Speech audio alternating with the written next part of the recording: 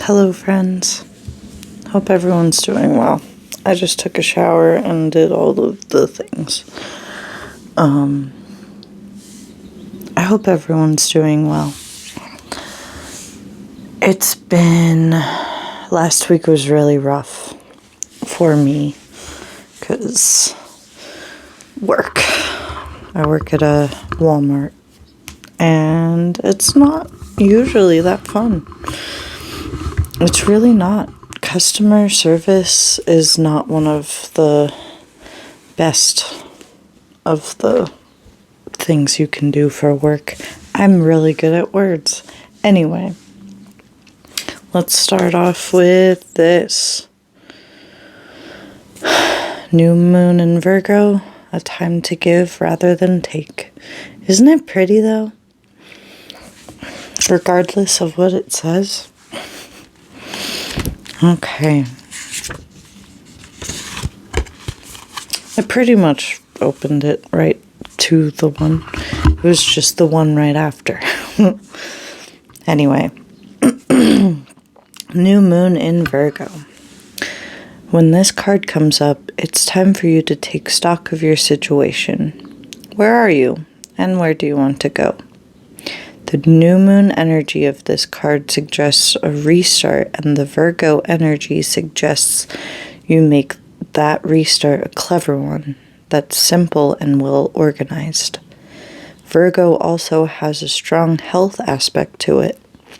So, if you've been unwell, this card suggests that your health is on the up. Virgo loves clean eating and alternative therapies, so add these into your routines now. However you've been feeling. Blech. If a situation is blocked at the moment, it could be that you're over-analyzing things or being too critical. It's time to ask less what someone else can do for you and to think more about what you can do for others. Attune with the moon. Recommit to healthy morning and evening routines. I've been working on that recently, actually. Additional meanings for this card. Gradual improvements are coming. Or pay attention to detail if you want success without being pedantic.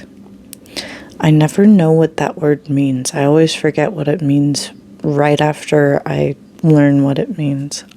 So I guess you can look it up. I can possibly look it up. Actually, I can. I'm gonna do that actually. Because I have this handy dandy little thing. To make sure it's not gonna like play something I don't want it to.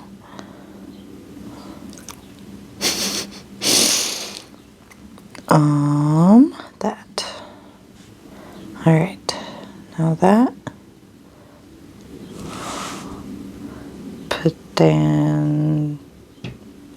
Pedantic.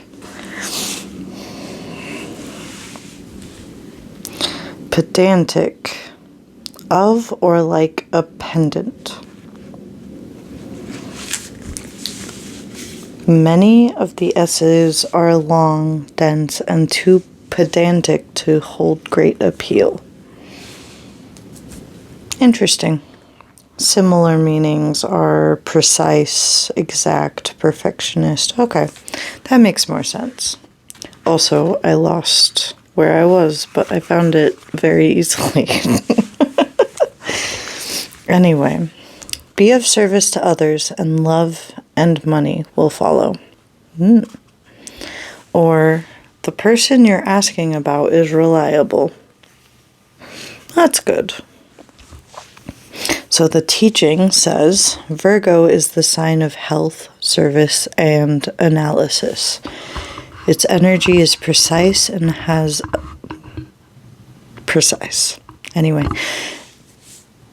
its energy is precise and has a feel of the harvest about it. When this card comes up, it could be that a wonderful bounty is coming your way. However, the energy of the new moon in Virgo is usually about getting your life in order. So that's what you need to do at the time of the Virgo new moon and whenever else you pull this card. Interesting. I like that. Okay. This is the second to last card, by the way, that I pulled the other day. So I'll have to either pull another one or figure something else to start off my videos with. But I really like doing the card readings. It's interesting. To me, at least. Anyway. Now for the book. I'm always so excited, and we're already almost to 100 pages, so I think that's cool. Anyway, chapter 11. The first sign that something is happening is the small black dot that appears in front of the sun. It's impossible to gauge the distance of the object. Sometimes it seems to be hanging in the atmosphere, but then it will suddenly shift and move away. It looks like a kind of shadow that's projected on the sky as opposed to being part of it. Most people stare at it with their mouths open and wonder what exactly is going on. But far to the south, a woman with long red hair stands on a roof and begins to wonder what in God's name she has done. The dot hangs in space for nearly a minute, pulsing around the edges like the cilia of an amoeba. Word of the event spreads, and soon people all across the world are leaving their desks, abandoning their cars and staring up at the sky in wonder. Neighbors who haven't spoken more than a few words to each other in years clasp trembling hands across property lines. Soldiers drop their rifles and stand side by side with sworn enemies, gazing into a once predictable sky that they had long since taken for granted. Presidents, CEOs, school teachers, homeless veterans, baseball players, cattle dung sellers, train conductors, prostitutes, and thieves. Billions of people of every race, creed, and status all stand in place and stare at the same black dot in the sky. It's a moment of global unity, unknown in human history, and for a few fleeting seconds, it is a beautiful thing. But then, deep in the heart of a barren Australian desert, the machine cycles up to half power. There is a terrible sound from the depths of the device. An alarm begins to wail, and suddenly everything goes to hell. Across the world, people hear the terrible sound, a deep-throated bass roar that blasts out windows from New York to Nanking. I don't know if I said that right. You can correct me if you so choose to. The noise seems to be coming directly from the dark spot in the sky, as if it were alive and calling to them. Religious people take it as a sign of the end times, the judgment trumpet for which they have been waiting for their whole lives, and suddenly find that they are not so sure of their salvation as they had been moments before. The harmony of billions of people staring into the same sky quickly dissolves into a shared panic. People flee into houses and pull the shades. They run into office buildings and huddle under stairways. They mount horses and camels and motorcycles and mopeds and ride as if they can somehow outrun the very universe itself. The sound rings out forever. A clarion call, a warning, a triumphant scream. On and on it goes until it seems that the noise will tear the entire world apart. But then, as quickly as it began, the sound stops. Sirens wail out across the civilized world and slowly die as power grids begin to fail. The spot begins to eat its way across the sky, bringing with it an unnatural silence that is somehow worse than the noise of a few minutes before. Time slows. People feel themselves getting heavy. Mom's spaghetti. Those who were trying to flee find that they can no longer move, while those who wanted only to sob in the arms of a companion discover their tears are too weighty to fall. Across the planet, the people of the human race can only stand in place, lift their eyes, and beg for whatever is happening to be over quickly. The dot becomes a yawning purple hole that leaks out of the sky and into the streets, crawling down buildings like a thick syrup, enveloping everything and everyone in its path. This is the way the world ends, thinks the planet with a collective moan of terror, not with a bang or a whisper.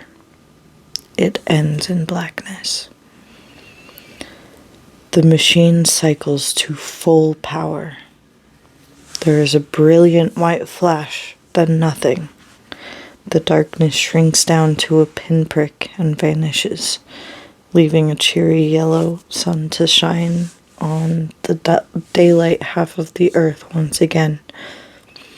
Across the world, electrical grids flicker back to life. People slowly disentangle themselves from each other and why they are crying. And the memory of the past few minutes fades away and is lost. Mere seconds later, people are going back into their offices, picking up their phones and resuming their business deals.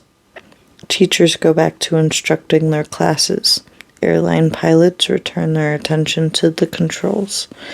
Ministers and priests and imams and rabbis once more begin to wait for a sign from their respective gods. It is as if the entire event, the most remarkable event in all of human history, never happened at all. But while most people simply forget everything and move on, there are a few exceptions. There always are. In Green Bay, Wisconsin, a policeman named Martin Jarek stares at the traffic whistle in his hand and wonders where the hell it came from. He's standing in the middle of an intersection with cars honking at him in every direction, and yet he can't quite figure out how to put the device in his mouth. I can't direct traffic, he thinks to himself. I sell kitchen equipment. I'm not supposed to be here. In British Columbia, a boy named Peter MacDonald stares up at his father, who is in the process of purchasing a pair of movie tickets for their spontaneous day off, and finds himself afraid to take his hand. You're dead, Daddy, Peter thinks. You got hit by a car and you died and Mommy married another man. You're not supposed to be here. That's sad. Oh my goodness. In New York City, a young woman named Sarah Lynn watches her 3 sons run in excited circles on the playground.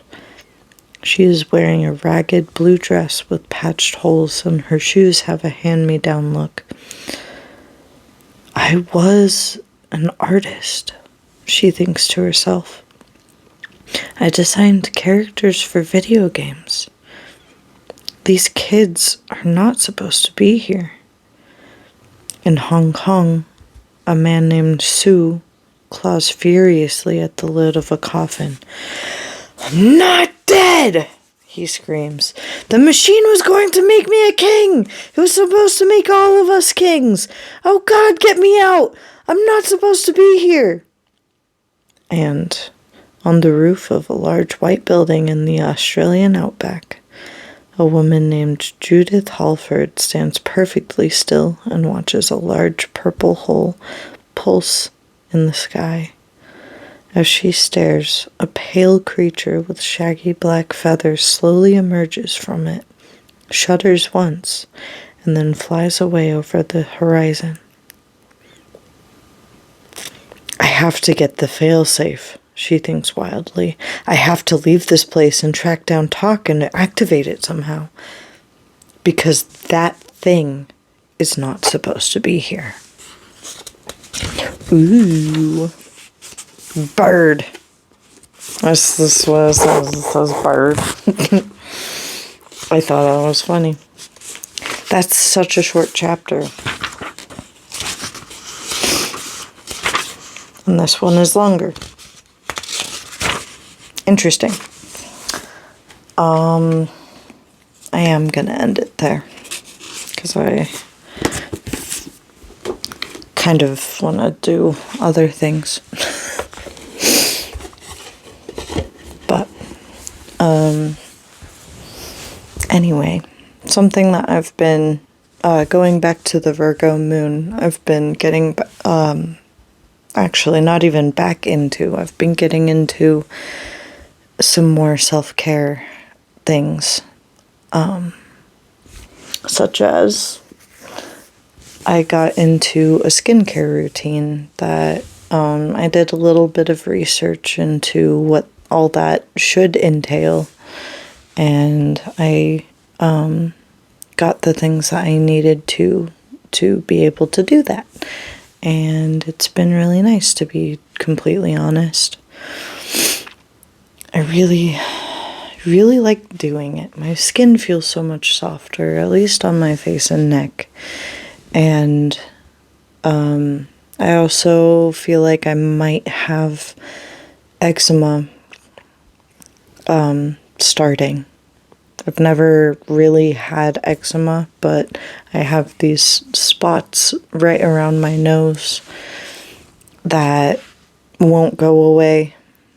And I sometimes have that when I'm like blowing my nose a lot and everything, and I've been off and on really sick and like cold sick,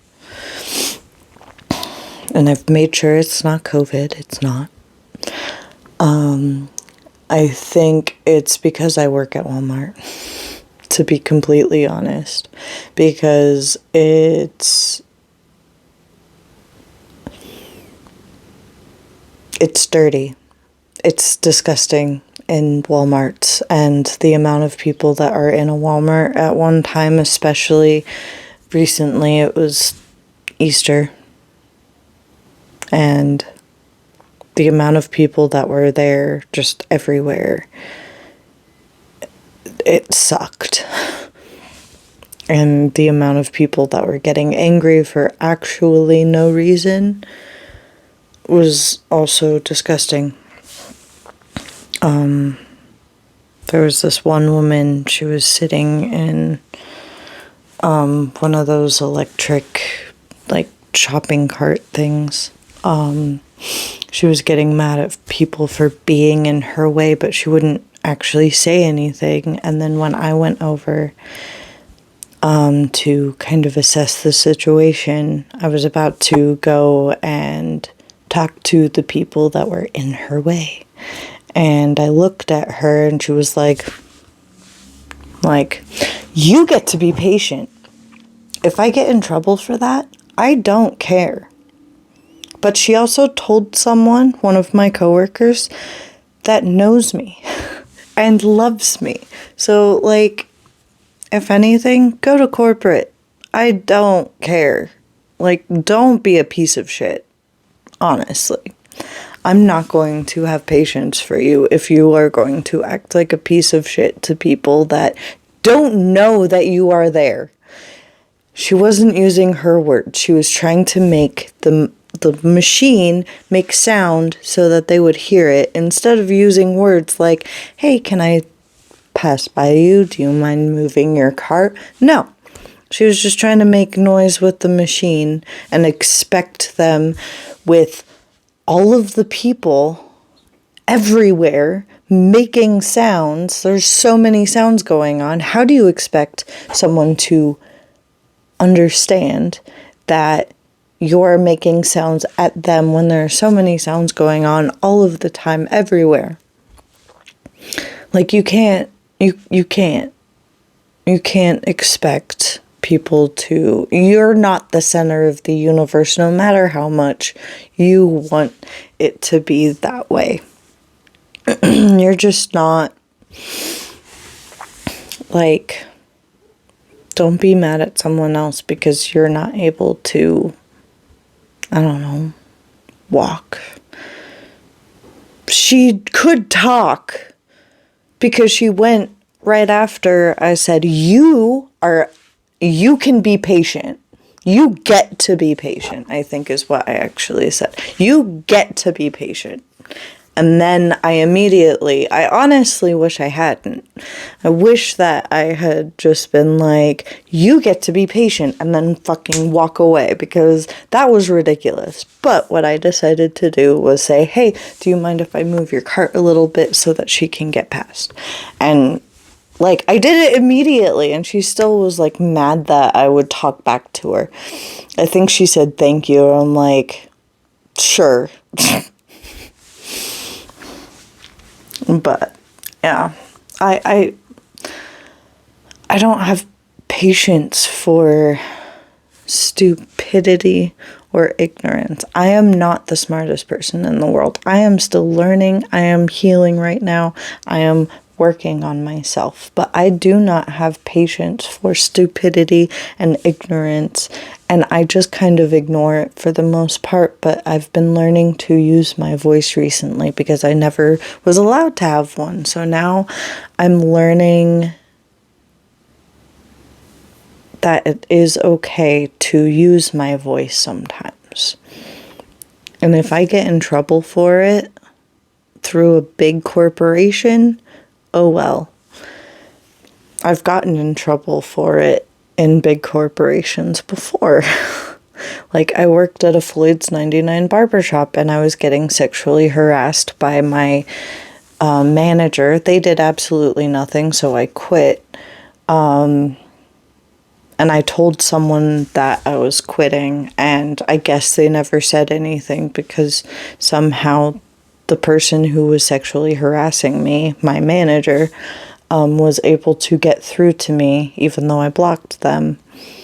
And he, like, left a message, like, hey, I hope you're okay. But, yeah. Anyway. So, like, I've been learning how to use my voice when I have never been able to, like, never been allowed to use my voice, or like use actions to stop something that is just not okay. Because I did call HR, and they did absolutely nothing with it because he's gay. And it's like, no, that's not okay. It doesn't, like, if he's gay, like, that just makes it kind of weird that he's doing that. I mean, I am non-binary, but, like, I don't have a penis. I don't. You can see the things that I have, regardless of whether or not I like them. Like, they're there. But it's really good. And it feels really good to start learning how to have a voice. And it's terrifying at the same time. It is absolutely terrifying. Just for a few reasons, but it's definitely terrifying to start anything new. But, like, having a voice when you weren't allowed to is terrifying in itself, just because you're like, am I allowed to say anything? Because what you're doing isn't okay, but, like, am I allowed to say that it's not okay? Those are my thoughts. But I guess it depends on who you are too and how you were raised and everything, because I've met lots of people that have voices, and not the voices in my head, just voices. But they have voices, and most of the people that have voices are stupid. And I'm sorry, but it's true. It's really true. But I'm learning to have my voice. And I'm enjoying it. Thank you for listening to that rabbit trail thought, because that definitely did not have many connections there, but that's okay. Anyway, I have other things to do. I have lots of things to do, honestly, but I hope everyone has a wonderful day. Thank you for listening to my ramblings. Thank you for listening to me reading the book, as well as the oracle card.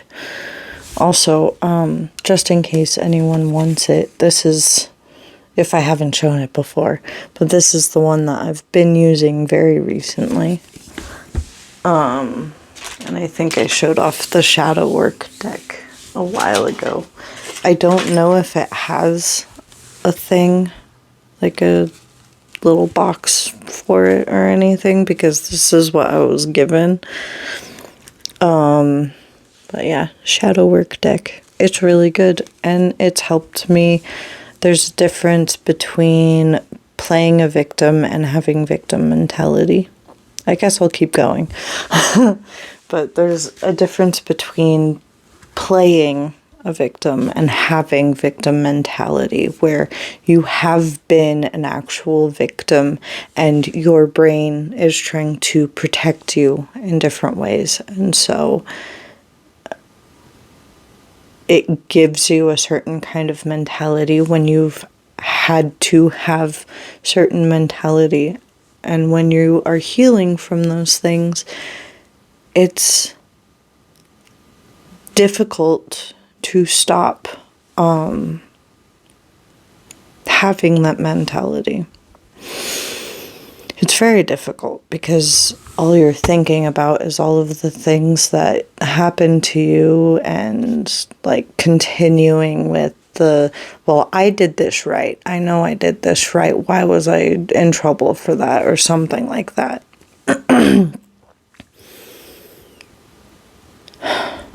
But yeah, I was told that I was playing the victim when I was trying to talk to my therapist at the time about the times that I've been molested. And I was like, yeah, I've been molested a bunch of times. And she was like, yeah, I think you're playing a victim. Okay. And that stuck with me for a while. She did a lot of things that were very problematic, such as I told her that something that she did was uncomfortable for me, and instead of being like, okay, we won't do that anymore, it was, well, it works for everyone else, so I don't know what your problem is. Like, essentially, I don't think those were the exact words, but after that, especially, she started to become more aggressive emotionally to me. She definitely became more aggressive. And it really sucked, because I was like, I have abandonment issues, and so I didn't want to be like, no, you're fired as my therapist. I can't do this with, like, this is inappropriate and not okay. I was like, this is my plan, and I will be able to start seeing you as a therapist after I have done these things. And then the next day she would start texting me, hey, so have you done this yet? No, this is gonna take longer than a couple of days. Like, you have a job where you're able to do things more quickly, I guess. Like, I didn't have a job for about 2 months during COVID, and so I had to kind of take a few steps back on a lot of things and just try to start paying things off so that I could be in a better space in general. And she acted like, well, why aren't you making money? Well, I couldn't make any money. I tried to make money, but I was not able to make any money at the time. Like, I made very small amounts of money, but I wasn't working, and I wasn't able to get myself food. I had to ask people constantly to get me food. And sometimes they would deliver, and other times they would try to make me feel bad for the fact that they couldn't. It's like, if you can't, there's no big deal if you can't. Just, be honest about it. And I'll be like, cool. That's fine. I'm just asking. I'm just asking. I'm asking because I do like food. I like eating. But if you can't, then that's okay. Anyway, so many rabbit trails. So many bunny trails. So many. I can go on just bunny trails, and then I'll find a topic and just hyper focus on it, because that's who I am as a person. Anyway, but this is for sure the actual end of my thing. So, I will talk to you all later. I hope everyone has a good week. I hope you had a good Easter, which is another bunny trail I could go on, which is funny. But anyway, I love you all, and I'll see you all on the other side.